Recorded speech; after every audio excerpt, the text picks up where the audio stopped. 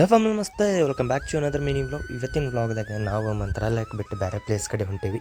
So ರೂಮೆಲ್ಲ ಸ್ವಚ್ಛ ಮಾಡಿ last time ಮಂತ್ರಾಲಯಕ್ಕೆ ಹೋಗಿ ಅಲ್ಲಿಂದ ಬಿಟ್ಟೆ ಡೈರೆಕ್ಟ್ ನಾ ಬೃಂದಾವನಕ್ಕೆ ಹೋಗಿ ಬಿಚ್ಚಾಳಮ್ಮನ ದರ್ಶನ ತೊಗೊಂಡು ಅಲ್ಲಿಂದ ಸೀದಾ ರಾಯರ ಮನೆಗೆ ಹೋದೆ. ಇದು ರಾಯರ ಮನೆ ಎದಕ್ಕಂತಾರಂತಂದ್ರೆ ಅಪ್ಪಣ್ಣಾಚಾರ್ಯ ಅವ್ರ ಮನೆ ಇದೆ. ರಾಯರ್ ಬಂದು ಇಲ್ಲಿ ಇರ್ತಿದ್ದರಂತ, ಸೊ ಅದ್ರ ಸಂಬಂಧಿನ ರಾಯರ ಮನೆ ಅಂತಾರೆ. ಅಲ್ಲಿಂದ ನನ್ನ ಅಷ್ಟ ಮುಗಿಸ್ಕೊಂಡು ಮಂತ್ರಾಲಯದಿಂದ 183 ಕಿಲೋಮೀಟರ್ಸ್ ದೂರ ಇರೋ ಒಂದು ಪ್ಲೇಸಿಗೆ ಹೋದೆ. ಅಲ್ಲಿ ನಾವು ಆಲ್ರೆಡಿ ರೂಮ್ ಬುಕ್ ಮಾಡಿದ್ದೆ. ಸೊ ಆ ಪ್ಲೇಸ್ ಯಾವುದಂತಂದರೆ ಹಂಪಿ.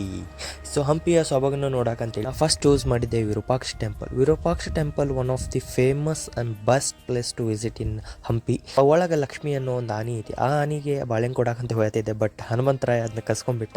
ಇರಲಿ, ವಿರೂಪಾಕ್ಷ ಟೆಂಪಲ್ ಒಳಗೆ ಹೋಗಿ ಅಲ್ಲಿ ಎಲ್ಲ ಸೊಬಗು ನೋಡಿದೆ.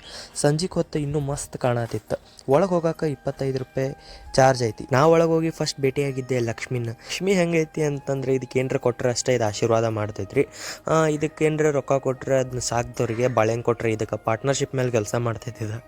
ನಾನು ಒಳಗೆ ಹೋಗಿ ಅಲ್ಲೆಲ್ಲ ಸ್ಕೂಲ್ ಹುಡುಗರು ಬಂದಿದ್ರು, ಅವ್ರ ಜೊತೆ ನಾನು ಜಾಯ್ನ್ ಆದ. ಇಷ್ಟೊತ್ತಿಗೆ ಸಂಜೆ ಟೈಮಿಂದ ಆರತಿ ಮಾಡೋದಿದ್ರು. ಅಲ್ಲಿಂದ ನಾವು ಒಳಗೆ ಹೋಗಿ ಆಶೀರ್ವಾದ ತೊಗೊಂಡು ಹೊರಗೆ ಬಂದೆ. ಬರೋ ಮಠ ಅಂದರೆ ಟೈಮ್ ಆಗಿತ್ತು. ಇನ್ನೊಂದು ಏನಂತಂದರೆ ಇವತ್ತು ಹುಣ್ಣಿಮೆ ಇತ್ತು, ಫುಲ್ ಮೂನ್ ಡೇ, ಪೂರ್ಣಚಂದ್ರ. ಮಸ್ತ್ ಕಾಣತಿದ್ದ ಚಂದ್ರ, ಬಿಕಾಸ್ ಆಫ್ ವಿರೂಪಾಕ್ಷ ಟೆಂಪಲ್ ಬದ್ ಕಾಣತಿತ್ತದ. ಅಲ್ಲಿಂದ ನಮ್ಮ ಮನೆಗೆ ಹೊರಟಿದ್ದೆ. ಅಷ್ಟೊತ್ತಿಗೆ ಲಕ್ಷ್ಮಿ ಸಿಕ್ಕಳು. ಲಕ್ಷ್ಮಿನ ಮಾತಾಡಿಸಿ ಮನೆಗೆ ಹೋಗಬೇಕಾದ್ರೆ ಅಲ್ಲಿ ಭಕ್ತಾದಿಗಳು ಅನ್ನಪ್ರಸಾದ ಹಾಕ್ಸಿದ್ರು. ಅನ್ನಪ್ರಸಾದನ ಸ್ವೀಕರಿಸಿ ನಮ್ಮ ಮನೆಗೆ ಹೊರಟೆ. So this is how my day was spent. I hope you enjoy lot. So ಸಿಗೋಣ ಮುಂದಿನ ನೋಡೋದ್ರಲ್ಲಿ. ತಪ್ಪಕ್ಕಿಲ್ಲ, ಬಾಯ್, ಲವ್ ಯು. ಆದ್ರೆ ನೀನ್ ಮಾಡ್ತಾ ಇರೋದು ಸರಿ ಅನ್ಸದಿಲ್ವೋ? ನಾನು ಮಾಡ್ತಿರೋದು ನನಗ್ ಸರಿ ಇಲ್ಲ ಅನ್ಸ್ಬೇಕು, ನಿನಗಲ್ಲ. ನನಗ್ ಸರಿ ಇಲ್ಲ ಅಂತ ನಾನು ಕಾಂಟ್ಯಾಕ್ಟ್ ಮಾಡ್ತೀನಿ. ಇದೇ ಜಾಗದಲ್ಲಿ ಮಾತಾಡೋಣ. ಓಕೆ, ಬಾಯ್.